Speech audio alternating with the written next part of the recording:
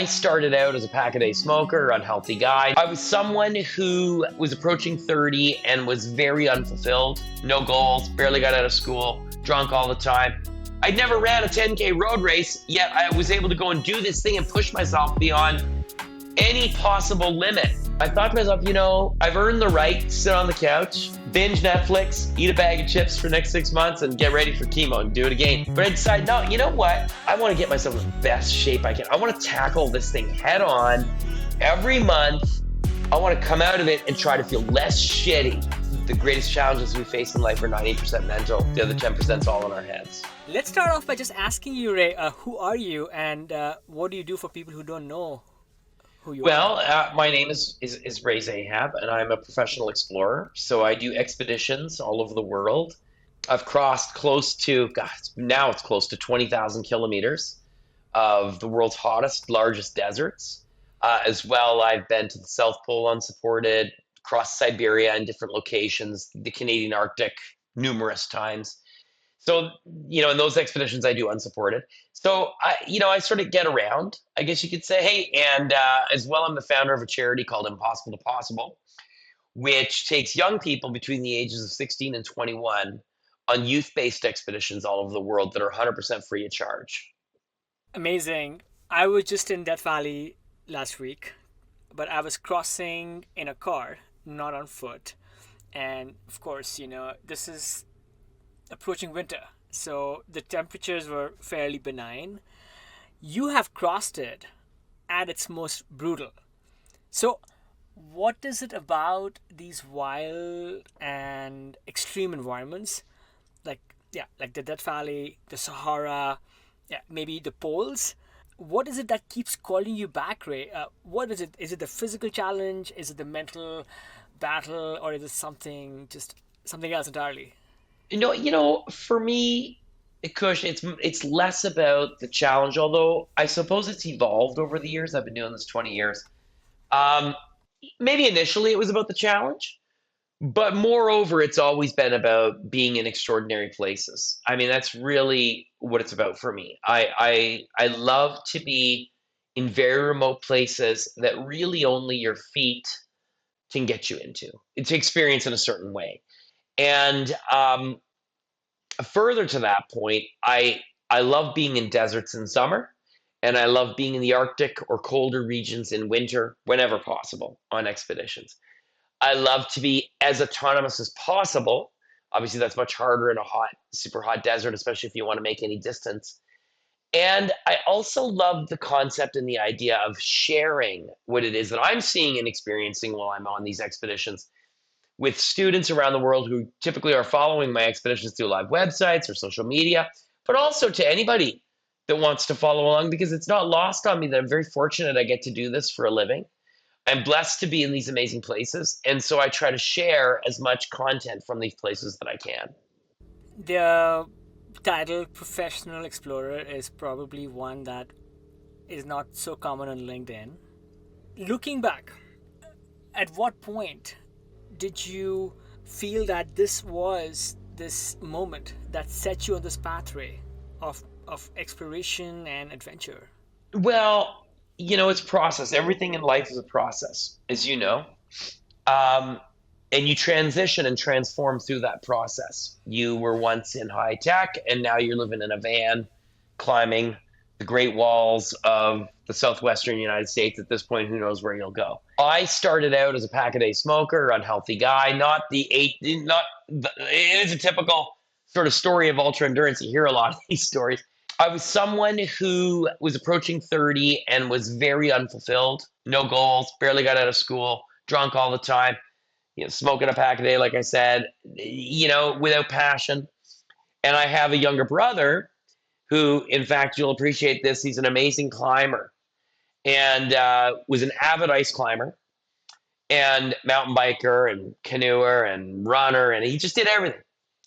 And I thought, this guy is incredible. I've known this guy my entire life, yet at this point in my life when I'm so desperate to find, because this is pre-social media, I mean, forget, there's no Instagram. You're getting inspired by reading magazines or seeing something occasionally on TV. But to have somebody in your life, I mean, that's really where we drew inspiration from in those days, was real life interactions. And to have this guy who I've known my entire life have transformed his own life to become this amazing athlete and doing stuff that he was so passionate about, I thought, wow, I think if I did the things he did, maybe my life would be different. And that's kind of what started it all. It wasn't about, oh, I'm dying to go mountain biking. You know what I mean? It wasn't at all. It was about being happy and having something that I was passionate about in my life. And I spent the first 30 years of my life talking myself out of trying new things, doing new things, taking risks, because I was so afraid of failing or what other people would think or whatever. And in very short order, my brother taught me through the things he was doing that none of that shit mattered, that taking risks was worth it. And stepping out of our comfort zone was worth it. And failing, which a buddy of mine taught me this acronym, there is no fail, there's only a first attempt in learning. You got to have setbacks in order to get ahead. And it was an eye-opening experience. My life changed 180 degrees when I stepped outside with my brother, and I never looked back. That's how it all started. That is quite, let's say, a transformation. You know, curious about your upbringing for a second here. So, you grew up in this family. You have one sibling who's an adventurer. You, on the other hand, chose a different path, though at some point that changed, like you related. So I'm just curious as to how did your family instill some of these values where your brother went into one direction and then you were doing something else, but probably there was some intrigue, curiosity, maybe there was this constant source of inspiration and you decided to change your lifestyle. So talk to us a little bit about whether some of this exposure to the outdoors was part of your early years and then you kind of came back to it. Well, I mean, it's sort of. I mean, I grew up. Again, it's almost an overanalysis of just life happening, right? I mean, life happens, and then I grew up on a farm. We were outside a lot, riding horses all the time, and taking care of animals and baling hay in the summer and helping farmers with their cattle and that sort of thing. But to say, I used to hike when I was a kid, and so I went back to it. That wasn't the life that I had. I had a great childhood. But, I would say it was my brother, the exposure he put to me to the sports that I'm doing that actually sort of transformed everything. What were some of those first steps, Ray? Because I sense there's a lesson, there's a profound lesson here for others who are struggling with, let's say, a sedentary, unfulfilled lifestyle, maybe some bad habits, where they can get some pull, some early lessons on how to take those steps. So talk to us about like what have you learned in your journey? Like you said, it was a process. And what can the rest of us glean from that? Well, you know what? Out? Listen, I gotta tell you, Kush, the hardest thing, it's not when you're in the process. Once you flutter out on the board paddle out on the board to get to a wave. Getting onto the wave is the hardest part. Once you're on the wave, if you've got your skills together and things are in motion and the surfing gods are with you, you'll stay on top of the wave, right? But getting out to the wave, catching the wave, getting on the wave is kind of the hardest part, right? You as a surfer, analogy. So making that first decision, taking those first steps, I would say to people, that's where it requires the boldness and the courage to say, I'm willing to step out there. It's going to be uncomfortable. I don't know what my first steps are yet. I don't necessarily know what the process is yet. I'm committing to this thing and I'm going to freaking start. Right. And that's where the gold is, is in doing that, is taking those, because then things will start to come together. It's like a bike. Once you get it rolling, it's in motion. So, you got to get in motion in order to make things happen. For me, personally, I started out ice climbing with my brother. That was the kind of the first things I was doing. And I became, a pretty proficient climber. I could lead a water ice 4 with him, and with obviously him, yelling at me all the time, telling me where to put the screw, what not to do. But I picked up mountain biking. He was a mountain biker. I picked up mountain bike, and I became an avid mountain biker. Then I started racing mountain bikes. I raced internationally mountain bikes, and I went from mountain biking to reading an article about ultra marathons, which I had no wish or desire to do. My brother was an amazing runner, but I never saw myself as such, and figured why run somewhere when you can get there quicker on your mountain bike, you know? But I read this article about ultra marathons, and that article impacted on me that there were these people, regular looking people that were doing extraordinary things. That's the thing. Everybody's capable of the extraordinary in their lives. Like the great things that people achieve in their life are relative to them as an individual. They can't compare what, you know, they're feeling in their accomplishment with someone else. It has to be something that's very personal that you love and gain a passion for. So at any rate, I read this article about ultra marathons, and it was about a race in particular called the Yukon Arctic Ultra. I entered this race wanting to go and learn what these people in this magazine article were learning about themselves. And not only did I finish this first 100 miler, but I won it. And I thought to myself, I'd never won anything physical like that my entire life. I was like, imposter syndrome. There's no way I could have won this. Now, I must have took a wrong turn, but I hadn't, and I did. And it opened in my mind the potential that every human being is capable of so much more than they think mentally, physically, emotionally. And that set in motion what I would do for the rest of my life. I would continue doing ultra marathons because I had no idea how I did it. I'd never ran a 10K road race, yet I was able to go and do this thing and push myself beyond any possible limit that I personally had. And I realized in crossing the finish line that it wasn't a Ray thing, but it's a human thing. Like we all have this amazing ability within each of us to achieve great things in our lives if we're willing to go after it. And so I started doing ultra marathons after that, and that was my jam. And I was learning from. I've joked, but it's true. Running became my greatest teacher. It taught me things about myself and the world and human beings in general that I would have never otherwise had the honor of learning. And then that led me to running across the Sahara, you know, which was the start of my expedition career. Amazing. A bit of ice climbing and exposure to the outdoors combined with this race and this, I think, magazine article that captured your fascination that was probably such a great trigger for you to set out on this path. One other thing that I sense from your story is that many people who are struggling with, let's say, bad habits, right, unhealthy lifestyles, and I think the common advice is, hey, if you're smoking, just try to cut it out. Or if you sit at the desk all day, get up and do something else. But I personally think that doesn't yield to good results. I think what does yield to long-term results is replacing those bad habits with something else, which is maybe just equally addicting, but so much healthier.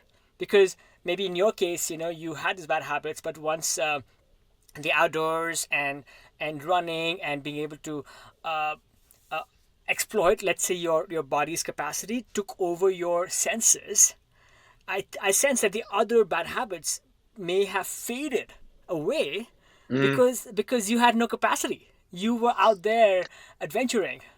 I think I just found something I loved. And rather than it being a replacement for something else, it was just more consuming because I loved it. You know what I mean? Like I had something that I was, for the first time in my life, excited about, really passionate about, that I could get out there and get after it. And it's in the same, realm now, like these expeditions that I do. I've done 40 expeditions all over the world. It never gets old to me. I start planning the next one. I'm getting the gear ready. I'm getting ready for something in the Arctic this year, and I'm planning the gear right now. I'm so stoked about the gear. Like I love all of that aspect of it. And it's like being a kid. You feel like you're a kid again, And so that passion, I think, it has to be organic and authentic, to use words that are way too often used, but it has to be in the individual. You have to really want to do these things, You have done a number of exemplary trips all over the place. It might be really fun to dig into a couple of those just to get a sense of some of those environments that you're immersed in. One of the ones that I learned about is your crossing of the Sahara Desert. You did that a while back, and what stands out from that experience? Maybe tell us, Ray, what is that thing that you did? And maybe also a little bit about some of those challenges and lessons that came out of it. Well, so there's myself and my two buddies, Charlie and Kevin, and we ran roughly 4,500 miles across the Sahara Desert in 111 days. I was the subject of a documentary film made by Matt Damon and James Mall, which was used as a way to raise awareness and funding for the water crisis that exists in North Africa. It was the first major expedition for me. And the fact that I was able to reach the Red Sea after 111 days, crossing 6 countries with these two absolute legends of ultra running, the fact that I could run shoulder to shoulder with these guys all the way, make it to the Red Sea, our hands go into the Red Sea, it was not lost on me again that, and it was a reminder, because I learned this in the Yukon years before, that we underestimate ourselves. Like, we're all capable of something extraordinary. But beyond that, I also learned about my capacity and voracious appetite for wanting to learn. So unlike you, who probably has multiple university degrees, you seem like a really smart guy, So for me, I barely got out of high school. I mean, I swear, dude, they graduated me to get rid of me. This is before computers, right? So you could write the note and get rid of. I dropped out of college, community college, and I didn't finish my studies there, and so I just never felt. I thought I was dumb. Maybe I am a little bit, but I thought I was really unable to learn. And what I learned in the Sahara was, as we were making our way across it on this adventure, that I had this absolute, insatiable desire to want to learn about the culture of the area. Economics, agriculture, anthropology, archaeology, all of it. And we were learning about all of it as we made our way. And I thought to myself at the end, and we became like family. As a matter of fact, the leader of our expedition, Mohammed Iksa, Tuareg from Niger, has been to my house in Chelsea to stay, and so we gained knowledge from people that we became like family with. And so they were teaching us so much. And in the lessons of the Sahara, there were so many things to pull from it. But what I left the Sahara with was this light bulb where I was like, wow, on an adventure, when we're out there, our minds are opened.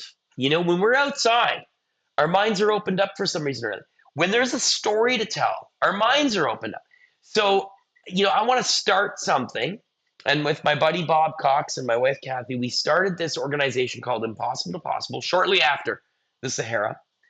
And the goal of Impossible to Possible was to create a foundation, an organization where all of us would be volunteers, and we would create youth-based expeditions for 16 to 21-year-olds. Take a group of 4 or 5, 16 to 21-year-olds, once or twice a year, different groups, to some remote part of the world, and they do their own running the Sahara adventure, but they would learn about a specific subject that was attached to the region that we were visiting. So we were in the Amazon jungle studying biodiversity, Tunisia studying access to water, the Grand Staircase in Utah studying the rise of the dinosaurs, Rajasthan studying access to healthcare, all of and so on it goes. And so through that, we created a learning opportunity, not just for the kids that were on the expedition, but for the 60,000 students that might be around the world following the youth-based expedition as it happens. So what did I learn in the Sahara? I learned to have a passion for learning and teaching, but in a different way than I never thought possible. There is no better classroom than the world out there, and no better substitute for learning than being immersed in those places, those people. Yeah, I know it's amazing that you've carved this degree for yourself in the outdoors, And if just more of us had the chance or maybe the will to go and see things out there, I think it might awaken this latent desire. And sorry, but I live in this country where the majority of this country, I think, still does not have a passport. So I think Americans are not doing themselves, a good service by not availing themselves of these opportunities. You are crossing the Sahara Desert, so I just want to put a pin on that for a second. 4,500 miles, right? That's like, I don't know. That's like 45 ultra marathons. You know, that you guys covered. So tell us about like how much time did it take, and I also want to hear about maybe one epic story where, well, let's say maybe you felt you pushed yourself so far, or maybe there was, because I'm sure like for all the knowns, there were just that many more unknowns that Yeah, I you mean, look, it's encountered. stuff happened. Stuff happened every day. It's 4,500 miles, 111 days. So, it's roughly about 40 miles a day, give or take, average. But there'd be weeks where we'd be running through sand dunes. I mean, some of the more obviously there's the cultural application. There's the cultural aspects of the expedition that were the most fascinating. The people we met along the way, etc. Very small nomadic communities out in the middle of the desert, not on any map. Crossing Libya, all of Libya. I mean, you can imagine, like, seeing all kinds of crazy stuff there. But I think nature, in a lot of ways, and the power and the immensity of the Sahara Desert was probably the most incredible thing. And what I mean by that is, for example, at one point we were running along and it was windy. We decided to set camp. We were in these dunes. And by next morning, the wind where we were had shifted all of the sand. And that's underneath that sand were these stone hide carving knives and arrowheads Whoa. from 10,000 years ago. 10,000 years ago, when the Sahara was a lush and green place. So we're in the middle. We'd been running for weeks in sand. And all of a sudden, here we are in a place where there was once animals all over the place, right? Not only that, um, there was another day where Charlie and I were running along, and Kevin, and I said to Charlie, my eyes were like, our vision was fading because we were just chronically exhausted. I said, looks like a forest in front of us. Like, we're in the middle of the Sahara, in the middle of sand dunes. Been running forever. Forest in front of us. He said, that can't be. That doesn't make any sense. And we got up to this forest, Kush, and it was a petrified forest. Huge tree trunks. All of them toppled on top of one another. A big area. I can't remember exactly how big, maybe an acre or two, of just trees that were fossilized. I thought, nobody's going to believe me about this. And so I grabbed two pieces of this stone, and I think it was that we were about 4 or 5 kilometers from our next resupply. And I brought these with me so that I could bring them home and show them in schools and all this stuff. Crazy stuff like that. I think many of us will be curious about, let's say, some of the more corporeal aspects of this expedition as you're planning it. So, okay, how are you staying fueled? What are you eating and giving yourself the nutrition to run for that distance for that long? How are you sleeping? And then the extremes of that place. I have not been to the Sahara. How did you adapt to the extreme heat? Because you were doing it in the height of the summer. No, Sahara was in winter, Ah, still friggin' hot. Um, I'll say this: what I learned physically throughout my career, it's evolved because the crazy thing is this: as I've gone further into my career, things have gotten more difficult because deserts like the Namib Desert, or you know these were much more complicated and difficult, even though much shorter to cross in a lot of ways, because I was going for very extended periods of time without support in a lot of these other deserts. Whereas in the Sahara, we were well supported, we were out there for a really long time. It's the longest thing I ever did, was the Sahara. But the body is an amazing adapting machine, and it will adapt to the situation you put it in, such to the extent that all of my training programs for every one of my expeditions is based around processing and adaptation. So what I learned in the Sahara, and we had a crew making meals and stuff, and a lot of our food sourced in the Sahara. Amazing agricultural geniuses living in the Sahara because they're growing tomatoes in the sand. Um, you learn, and your body learns how to adapt to the situation that it's put in.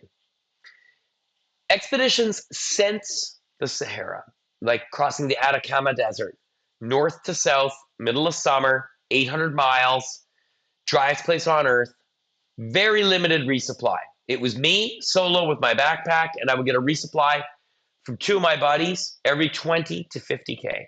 That's it, somewhere in that range. And I did 60 to 80K a day. Hardest project I ever did was cross the Atacama Desert because the environment was so brutal.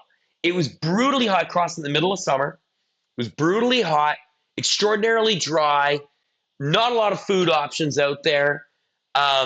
And I had to be able to process and use whatever calories I could get on board that we were able to get. Conversely, on an Arctic expedition, and I'm in minus 60 in the winter in an Arctic expedition, I'm completely self-contained.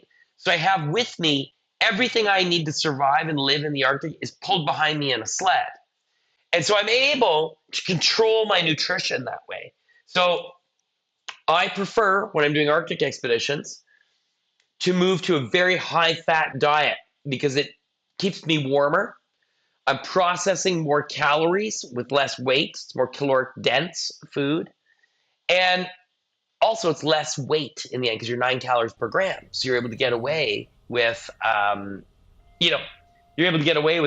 with pulling more food in that sled than if it was all carbohydrate and protein, if you dig what I'm saying. So I have to adapt my body to a super high-fat diet before going out onto an Arctic expedition. So it's all about the processing, the adaptation, etc. And these are all things that you learn, and your body learns through adaptation, as we did in the Sahara. The crossing of the Atacama Desert, like you said, the toughest thing perhaps you have undertaken, and you did not have a lot of support, so it was you running solo. I'm curious if either on that trip or another trip where you felt perhaps you had pushed things too far. Oh, many times I've felt that. Many times. I have, been to the brink. But, look at, maybe when I first started doing expeditions and adventures, I would say that I'd be out there, it'd be really hard, and I'd be like, oh my God, this is like so hard, and blah, blah, blah. Now I'm at a point in my career where I'm like, what the hell? It's the contract I signed up for. I chose to do this. Nobody forced me to do it. I'm so lucky that I get to be out here doing what I do. Yes, it's hard, but that's part of it. It's part of the deal. And so I embrace it instead. So do I think to myself ever, oh, I've gone too far, I've pushed myself too hard? Maybe in the earlier days. Now I try not to let myself get there. And I think I've got almost like a switch of experience after 40 expeditions that enables you to recognize when maybe you're pushing it a little bit too far. Does that make sense? Sure. No, you have been accumulating lessons. Yeah. With every successive one, and you've probably created a process where you can get learnings from those lessons, because, well, an experience isn't a lesson until you do something about it. And is there a process, Ray, where you internalize some of these things? Is it like a subconscious thing, or let's say you have a certain thing that may have happened, and you're like, hey, you know what, I had heat stroke, or I had dehydration. Oh, absolutely. Next time, I've had it all. This is Yes. how I would do things differently. first attempt in learning. That's what I said. It's a fail. Like you fail, but it's your first attempt in learning. I've had 4 or 5 of those 40 plus expeditions I've done go completely sideways for various reasons. And I've learned through the process, very good at recognizing what I did wrong and how can I improve on it so hopefully it doesn't happen again. I mean, it almost seems common sense, but like you got to remind yourself to do that. You're absolutely right. Like, but that's in everything in life. You know what I mean? It's in everything. It's not just in adventure. And the beauty of adventure is a lot of times it mimics life, and life mimics an adventure. And so you're able to pull what you learn from adventure into life, and you're able to pull from life what you learn in life into your adventures. But hopefully, as the saying goes, you learn from your mistakes,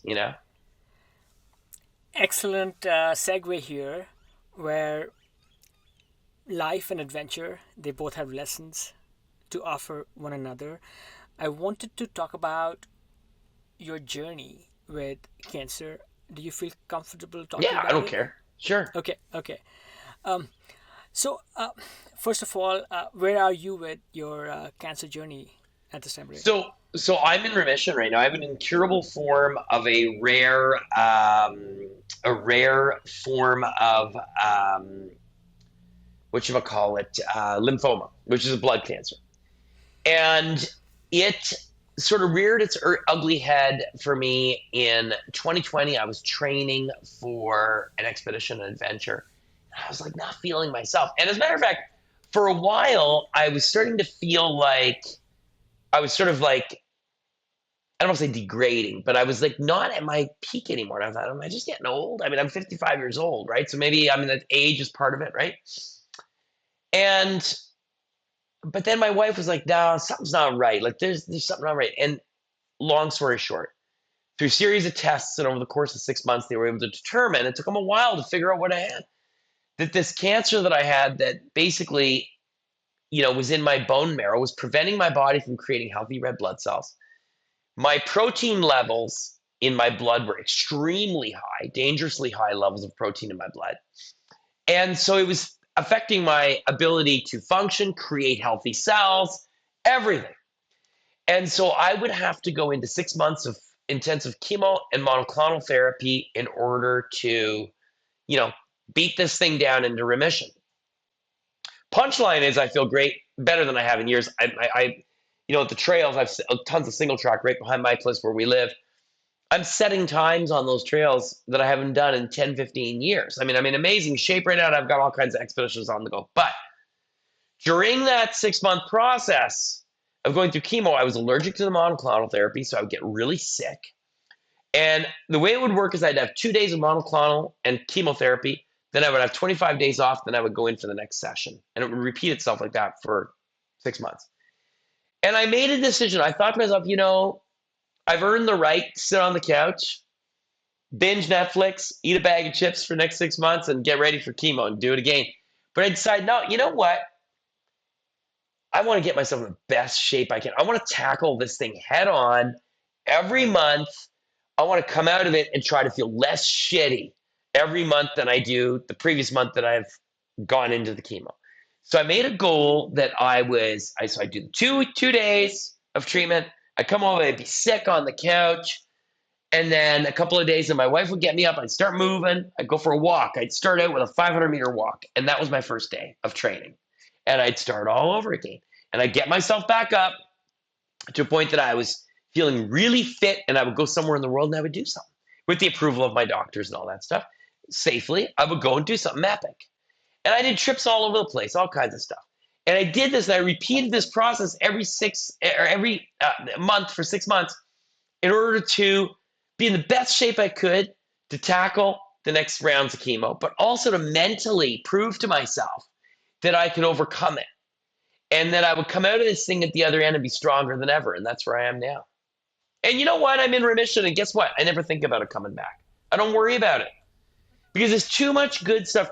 Cancer has taught me that there are too many great things that happen each day in our lives.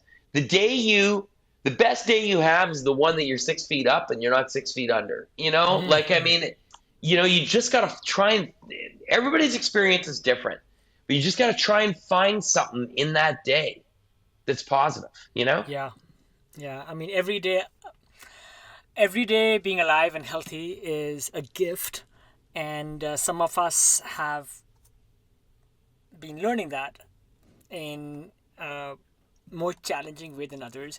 But your story of, or your experience of like taking that step with fighting and trying to recover your health by going out and exercising and staying fit is maybe such a valuable lesson for us. But I can only imagine, Ray, like, I don't know enough about cancer, but I believe that chemotherapy is traumatic physically and mentally.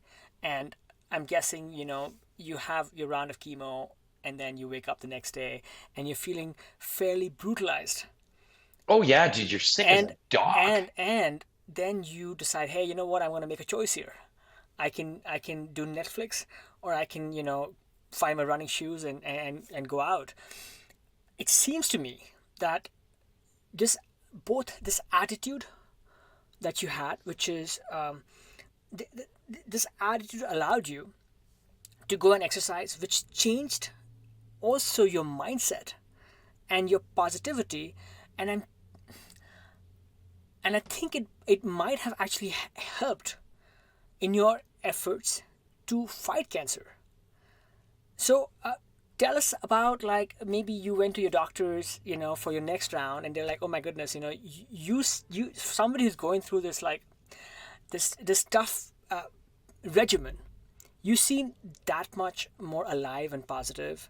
So tell us, like, whether this approach you had has been sort of a huge catalyst in helping keep the disease at bay.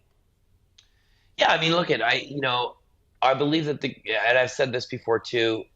The greatest challenges we face in life are 90% mental. The other 10% is all in our heads, right? I mean, it's our outlook and it's the way we perceive things is in a large part our reality, right?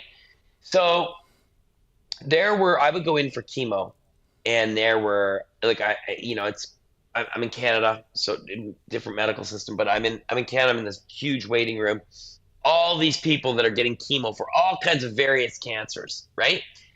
And I go in, I'm waiting my turn. I got like the same number you get at the deli. Think, you get your, and I'm waiting for my number. And I'm looking up at the screen, and I'm looking around me, and there's all these people that I'm thinking that person's not going to be alive in another week or two. That person, I mean, I could have had it a hell of a lot Wow. worse.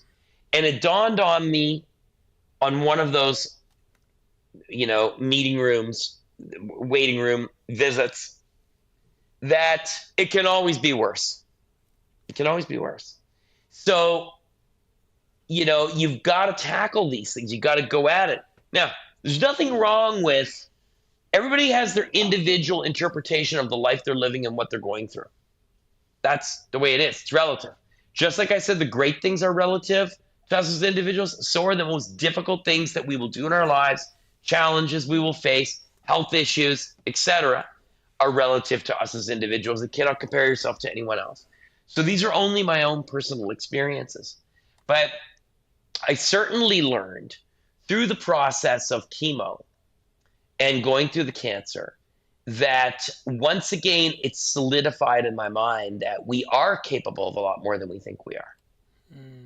Yeah, no, that sounds, again, just a reinforcement of that keystone message. Any other, like, life lesson you care to share, Ray, on your journey with battling cancer? Because many of the people listening to this podcast, they are maybe older in years, and they have similar challenges, perhaps. Um, what what can they do when they're being when they feel overwhelmed by life challenges? Either something as big as this, or maybe smaller, but equally paralyzing. Well, I mean, look at it's you have to look into your own life. There is no magic a bullet or the perfect words or the concept that's going to save the day. it really has to be an individual decision to change one's mindset to the situation that they're in from relinquish mode to attack mode, and to fight, not flight, and that's something that one has to find within themselves, and it's a journey. And on that journey, you learn things, and no matter what, unlike choosing to go and do these things or take on challenges or get off the couch, you don't have a choice. If you're tackling a major health issue, you got to treat it or die. That's what's going to happen, So you got to be up for the challenge and you have to figure it out really quick. Ray, you have been adventuring for a long time, right? 40 expeditions and counting, and you seem just as buoyed and stoked for the next ones coming up. Any time in life when one does something for a long time, like let's say me with rock climbing, right? Like you hit like these physical mental blocks. Sometimes you feel like you're not improving. You have been doing something for a while. Worse, you feel that you are declining, perhaps, right? It's that much harder to get back to the same grades. Any things you have learned on being able to either push back and continue to climb up the performance ladder, or other ways to find joy in Yeah. your activities? Obviously, like I said, I'm 55, going to be 56 very soon. There are certain things that I've come to accept. My oldest daughter, 16, I go trail running with her. She destroys me on the trails, right? But if it's 50K or 60K, it's a different story, right? If it involves adversity, um, extreme heat, extreme cold, heavy backpack, tremendous elevation, technical terrain, whatever, maybe I got a bit of a leg up. There are things that happen as we age. We gain knowledge, we gain patience, we gain a certain sort of resilience in long efforts of endurance. We develop the ability to analyze and slow things down, right? That's one of the attributes of age. We may lose a little bit of our speed, we may lose a little bit of our dexterity, but we gain in other places. So, like life in general, is a series of give and take, is a series of on and off, is a series of light and darkness, a series of trade-offs. So is aging. So is being young. There are trade-offs. And it's embracing the positives in that trade-off. Do I worry about being 2 minutes slower on my trail tempo loop, let's say, than I was 15 years ago? Not really, because I accept I'm 56, I'm not 35. So I'm not going to run that loop as fast as I could have before, but I'm going to do it smarter. I could do it more times. You know what I mean? It's looking at those attributes which have improved over age, like wine. Wine's no good when it first gets made. It's great when it ages, right? It's still wine. It's young wine or it's old wine. It's still wine in the bottle. But for some reason or another, it improves with maturation. So do athletes in some ways, and people in general. We gain wisdom, How has your training changed over the years as well? Because, like you said, there's some things you certainly do better at, but then certain things perhaps take more effort now at 55 years young than they did at, let's say, 35. So, what are some of these like hard-won strategies that you've found which have helped you again maximize your performance? As I've aged, my training has changed, and this is the main reason why. As we age, it's harder to get a physical response to the training that we're doing. When we're young, you look at weights, you put on muscle. As we age, you lift like crazy and not getting any stronger, right? So it takes a strategic approach to training in order to elicit that positive physiological response that I'm looking for. So most of my training has shifted to less be about time specific goals, and rather it's elevation specific goals that I'm running. So when I'm training for something, I'm looking at accumulated elevation in a week, not accumulated mileage necessarily.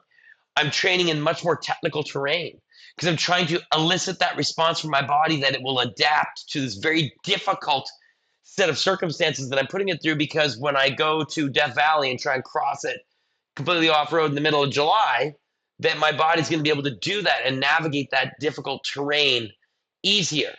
So to get the physical response, or to get the responses that I require in order to do what I do, it takes more time and effort, but I have to switch the strategy of how I get there.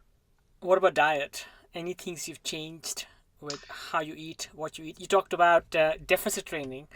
Absolutely. Yeah, deficit training. So I yeah. do run fasted. I run a deficit when I'm training for something specific. I do. It's kind of a two-parter. When I'm training for expedition, I train for the expedition that I'm going to be on based on the foods that will be available to me. That's a big thing. So we kind of discussed that before. But in large part, I eat a very healthy diet post-cancer. I eat a Mediterranean diet, but strictly so in that Mediterranean diet. I eat no processed foods, no simple sugars. No booze. It's just how I choose. Everybody's got to figure out what works for them, but what works for me is that very simplified, clean Mediterranean style diet.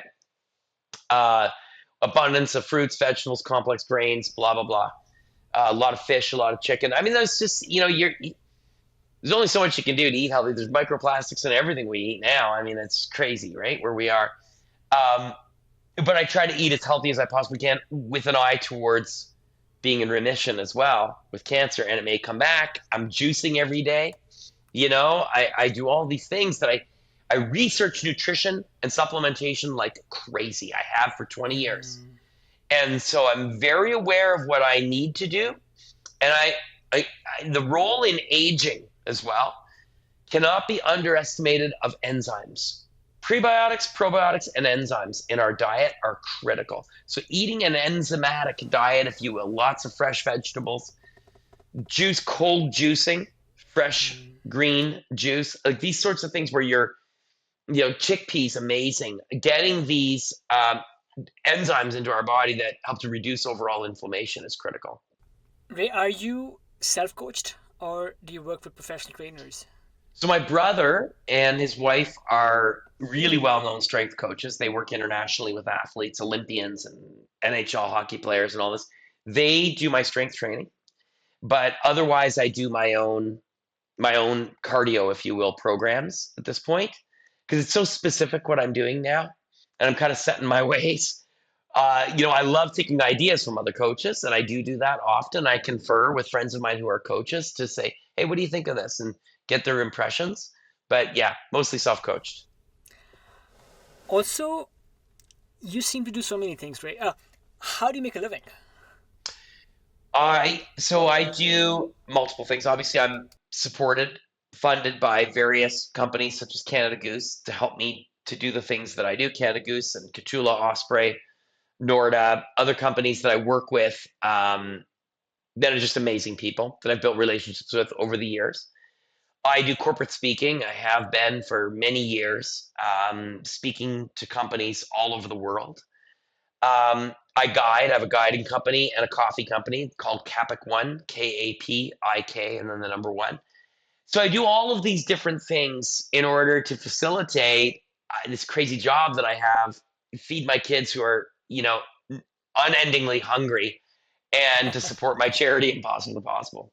Well, professional adventurer and maybe equal parts entrepreneur, juggling so many things, and then right next to that you stack up these really resource and time intensive expeditions which take you to all these far-flung places.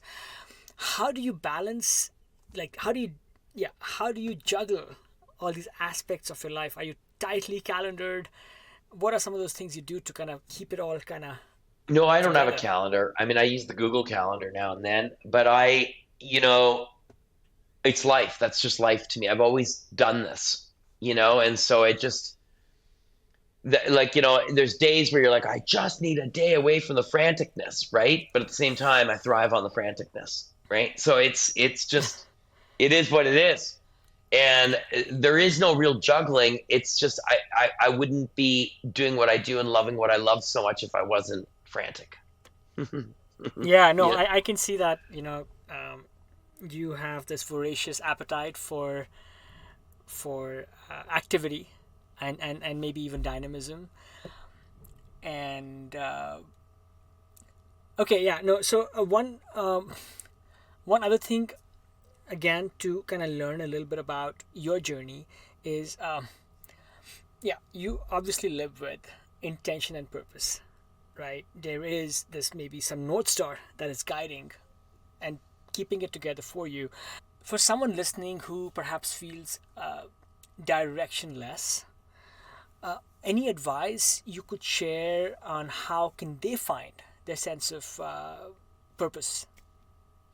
Well, have you ever heard that saying, "Can't see the forest for the trees," Of right? course, yeah. We tend to overcomplicate things in our lives and put blinders on and prevent ourselves from seeing the things in our lives that are priorities or passions or whatever, or sense of direction. And we prevent ourselves from seeing it with either negativity or with clutter or with. So, what I would say to people is remove some of the clutter in your life and be able to not frantically try to find what's the thing that's going to drive you, because you'll never find it if you do that. It's a laws of the universe kind of thing, right? You just have to be patient, and you have to be, I don't want to say process oriented, but you have to be willing to give into the process a little bit and say to yourself, all right, hang on, let me think about my life and where I am right now. What is it that I really want to do? Where is it that I really want to go? And those answers will come to you if you keep an open mind to it. In the last, let's say, 5 years or so, has there been a significant habit or routine or behavior that has most significantly impacted your life? Uh, has there been a habit that's most significantly impacted my life? Probably not. I would say that as I've aged, if you want to consider it a habit, um, when I was 25, I could drink a bottle of vodka, get up the next day, and do whatever the hell I wanted to do. Right now, I have to be if I want to be at 100%, which I want to be right now, if I want to be at 100%, then I've got to have 100% investment in myself. So I would say my habit would be, although it seems like, a teetotaler and, whatever, I prefer to feel good. So I eat clean, I sleep well, I do the best I can so that I'm at my best when I go out in the field to do adventures, or I'm doing stuff with my kids or whatever. That's my choice. That's what I choose. So my habit would be, if anything, is refining and consistently improving my lifestyle. Any key refinement you have made? Well, just nutrition, like we talked about already, right? It's like, eliminating things that I can't even have a drink. If I have a drink, I feel like shit the next day. So what's the point in having a drink? You know what I mean? Like, I don't need it. So it's identifying those things and not being afraid to say, I don't need that anymore. Yeah. Dessert, I don't necessarily need it. Some people need it. I've never been a sweet tooth. I've always been a salty. I've always been, give me the bag of chips. Like, I want the chips. So like to eliminate some of these things so that I can feel better, be healthier, attack cancer if it comes back again, continue doing what I love to do, and be able to perform years younger than my years. There's a price to pay, and I don't mind that price. Sure. Well, maybe one or two fun questions to end our conversation. Okay. We've talked about diet for a while and all the things you've learned over time, but maybe what is one food, Ray, that you can eat every day? I could eat salmon every single day. Okay. Yeah. Any tips on how to get the best salmon? It's such a controversial thing these Nothing's days. good anymore. Yeah. You can't eat anything. You want organic food? Go get some organic vegetables. It's filled with plastic. I mean, there's nothing. No. Right? No. So you know what? I do the best I can. I get in Canada. You can still get wild Atlantic occasionally, especially in Quebec. Wild Pacific salmon. I do the best I can. That's all you can do. I'm not going to get hung up and uptight consistently. I haven't got millions of dollars to constantly buy, this, that, and the other. That's the purest and best. I do the best I can. I get my vegetables from local farmers. I do the best I can, and that's all you can do. How do you cook your salmon? How do I not cook it would probably be the more relevant question. I grilled any way, baked. But if you like, I'll ask you the question. So you're on a desert island, you can only eat one thing for the rest of your life, 3 times a day. Same thing. That for the rest of your life, what would it be? A really colorful vegetable and grain bowl. Okay. Yeah, but it's gonna be the same grain bowl every day. If Vegetables it, and grains. yeah, Okay. sure. If it's So it would be healthy, yeah. quinoa and things like that. Yeah, quinoa, farro. I love Yeah. farro a Like I love lot. farro too. I love chickpeas to throw Yeah. in. I love chickpeas every day. Avocado, nicely marinated kale, or like Mm-hmm. really massaged kale. Mm-hmm. And then, yeah, whichever other, cruciferous or other kinds of fruits and vegetables you can find. Yeah, see, like that's it. That's how it is with salmon for me. It doesn't matter how it's made. I love it. Well, actually, even more than salmon would be Arctic char, which you're probably not as familiar Yeah, with, yeah, yeah. but No, I it's know. Yeah. quite abundant here, and it's incredible. But you have to get that. There's a place in the Arctic that I know, and I've had it there in the Arctic. So now it's kind of like I can't buy it in a store. Like that. Sure. That is where I'm really picky. It's Yeah, anyhow. yeah, yeah. Uh, I love seafood. Like I'm a vegetarian, but borderline pescatarian, and my one weakness is sushi. And if you haven't done this already, next time you're in Vegas, they have the best all-you-can-eat sushi buffets for like less than $40. You can Hmm. order good sushi off the menu. Ray, yeah, maybe final question. What has been the best use of, let's say, $100 in recent memory? What has been the sorry? Best use of $100 or Oh, Canadian dollars ooh, okay. in So recent sixty memory. dollars US. What's the best use of 60? Um, that is a really good question. Nobody's ever asked me anything like that before. What is the best use of $100? I would say, you know what? I would say this is gonna sound crazy, but it's because it's the most one in recent memory. My oldest daughter and I had a couple of days away, and we decided that we were going to go to Palm Springs, San Jacinto State Park, and to, of course, one of your places that would probably be the favorite is Joshua Tree. And so we were going to go spend a couple of days there and just do some hikes and all that. And we did the hike from the Cactus to Clouds, but to the Ranger's Hut. So we went from desert, and we said, okay, we want to go from the Arts Center, whatever that is there, the right in the desert, parking lot to the ranger shelter with stops and taking time to take photos and lunch and everything. We want to be there in 5 hours. No more than that.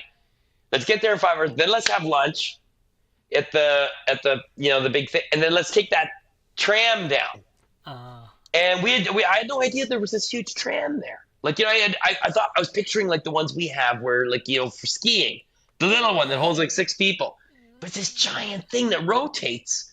And just the fact that we get to the Rangers shelter, and then we go up there, have lunch together, and then we get on this huge thing, and everybody's stoked to be on this thing. It was such a great memory made with my daughter that I know she'll never forget. So all in that day was probably about $100. So I'd say in recent memory, that's the best $100 I've spent. um, that sounds great. I have been to Joshua Tree a bunch, like you guessed, but I don't think I have discovered this new kind of transportation that they have that I will have to check Yeah, out next time. that's in San Jacinto. That's in San Jacinto Ah, State Park. So you go up to Cactus yes, to Clouds and you come down. Yeah.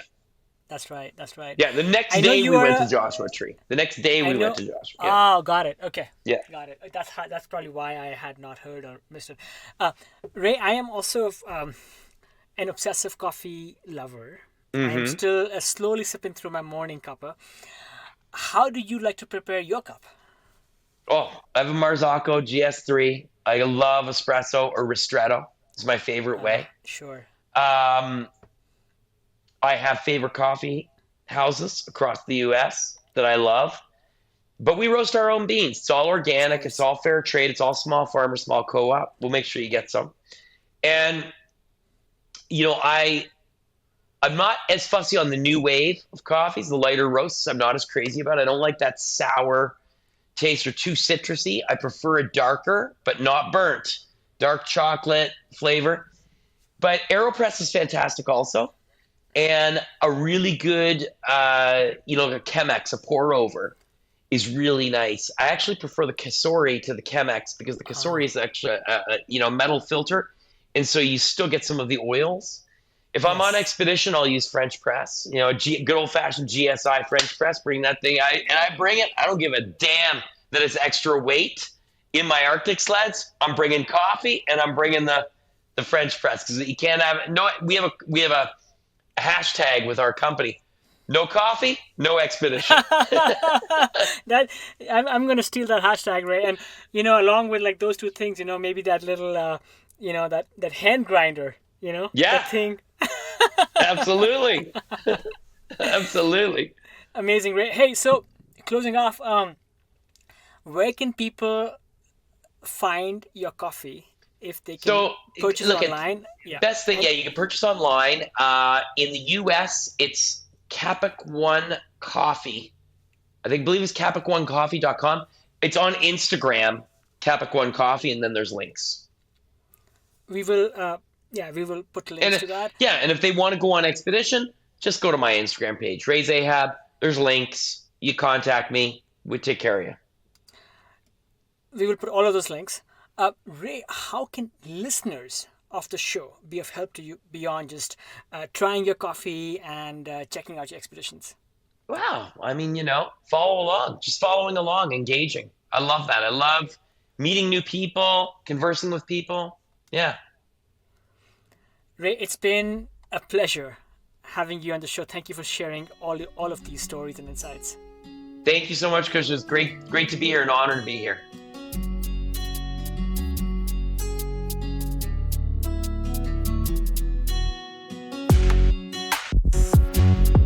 That's it, folks. Thanks for tuning in to this episode of the Ageless Athlete Podcast.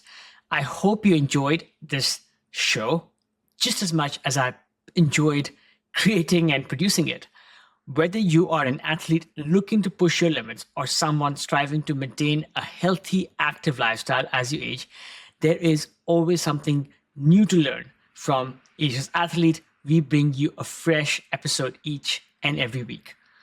If you liked what you heard, we would love it if you would take a moment to subscribe to the podcast so you never miss an update. And if you really liked what you heard, please leave us a review, crush those 5 stars on Spotify or Apple Podcasts or wherever else you listen to your podcasts.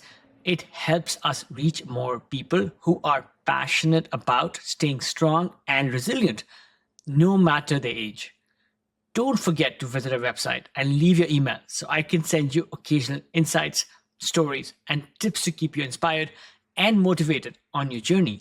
You can also follow us on Instagram at Ageless Athlete Podcast and on YouTube at Ageless Athlete Podcast as well for even more great content. All of these links are available on the show notes for this episode. This show is entirely produced by me, Kush Khandelwal, based out of California with the help of my trusted adventure pup Roger. Until next time, keep challenging yourself. Keep pushing those limits. Stay mentally and physically fit.